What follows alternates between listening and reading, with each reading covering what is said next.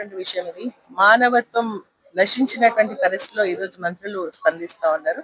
ఎందుకంటే ఒక భర్త చనిపోయినటువంటి మహిళ తన బాధను చెప్తున్నటువంటి సమయంలో ఆమె బాధను అర్థం చేసుకునేదానికంటే వారు రాక్షస ఆనందాన్ని పొందుతున్నారని చెప్పేసి అనిపిస్తా ఉంది. ఎందుకంటే ఎవరైనా సరే తెలియనటువంటి వ్యక్తి అయినా కూడా బాధపడుతుంటే పోయి మనం ఓదారుస్తారు. కానీ ఒక శాసనసభ్యుడిగా ఉన్నటువంటి గోపీనాథ్ గారి భార్య మరి ఏడుస్తా ఉంటే అంటే వాళ్ళకు ఒక నీతి ఇంకొకరికి ఒక నీతి అని చెప్పేసి అడుగుతా ఉన్నా.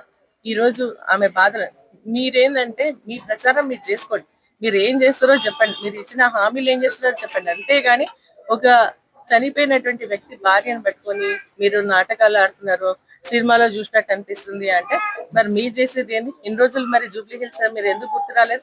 ఇప్పుడు ఎందుకు వస్తా ఉన్నారు? ఇవన్నీ ఎందుకు మాట్లాడుతా ఉన్నారు? మరి ఇంకా మాట్లాడుతూ ఏం చెప్తున్నారంటే ఏదో ఒకటి కేసు పెట్టండి, లేకుండా ఏడ్చుకుంటా పోతే మనకు నష్టం జరుగుతుంది అంటారా మీరు?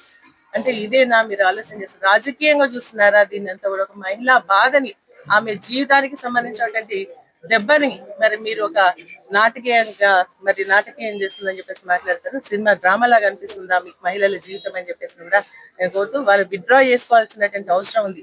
నిజంగా కూడా వాళ్ళ విఘ్నత వదిలేస్తా ఉన్నాం. వాళ్ళు నిజంగా విఘ్నులైతే వారు అన్నటువంటి మాటను మరి విత్డ్రా చేసుకోవాలి. ఇంకేమంటారు? తను ఏడ్చేది కాకుండా తను బాధపడుతుంటే ఏడ్చేది కాకుండా ఇటు పక్కన ఉన్నటువంటి నాయకులు చెప్పి ఏడిపిస్తున్నారు అని చెప్పేసి అనేది నిజంగా కూడా శోచనీయమైనటువంటి విషయం.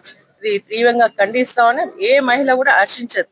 ఈ రోజు కాంగ్రెస్ పార్టీకి మరి కరెక్ట్ బుద్ధి చెప్తారు మహిళలందరూ కలిసి, మరి తప్పకుండా బుద్ధి చెప్తారని చెప్పేసి చెప్తూ వారిని మరి ఒక మాటను మరి విత్డ్రా చేసుకోవాల్సింది కూడా నేను పొన్నం ప్రభాకర్ గారికి, అదే విధంగా తుమ్మల నాగేశ్వరరావు గారికి కూడా డిమాండ్ చేస్తా ఉన్నాను.